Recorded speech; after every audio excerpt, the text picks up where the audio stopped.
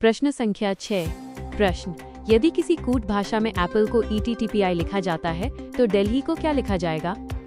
विकल्प AIKNML, BHIPLM, CGELIM, DHIOLM।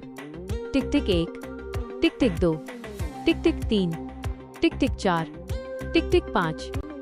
सही उत्तर, इसका सही उत्तर विकल्प B HIPLM है। कारण, यहाँ प्रत्येक अक्षर में 4 स्थान आगे बढ़ाया गया है, जैसे D जोड़ 4 इक्वल्स H, E जोड़ 4 इक्वल्स I, L जोड़ 4 इक्वल्स L और I जोड़ 4 इक्वल्स L और I जोड़ 4 इक्वल्स M। प्रश्न संख्या 7। प्रश्न, एक घन क्यूब की कितनी सतहें फेसेस होती हैं? विकल्प A 6, B 8, C 12, D 4। टिक टिक 1, टिक टिक 2, टिक टिक 3, टिक टिक 4, टिक टिक 5। सही उत्तर, इसका सही उत्तर विकल्प A 6 है।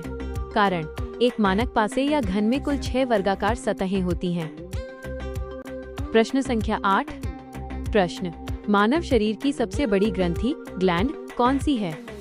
विकल्प A पीयूष ग्रंथि पिट्यूटरी, B थायराइड, C यकृत लिवर, D अग्न्याशय पैंक्रियास।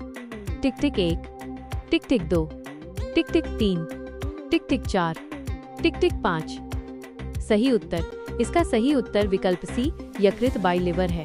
कारण, यकृत मानव शरीर का सबसे भारी और सबसे बड़ा आंतरिक अंग ग्रंथि है। प्रश्न, 1857 के विद्रोह की शुरुआत कहां से हुई थी? विकल्प A Jhansi, B Barrackpore, C Delhi, D Meerut.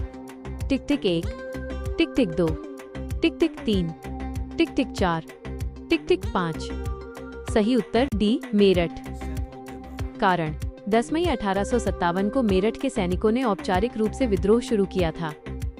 प्रश्न संख्या 10। प्रश्न, एक आयत की लंबाई 10 सेमी और चौड़ाई 5 सेमी है। इसका परिमाप पेरीमीटर क्या होगा? विकल्प A 15 centimetre, B 30 सेंटीमी, C 20 सेंटीमी, D 50 सेंटीमी। टिक टिक 1, टिक टिक 2, टिक टिक 3, टिक टिक 4, टिक टिक 5। सही उत्तर, इसका सही उत्तर विकल्प B 30 सेंटीमीटर है।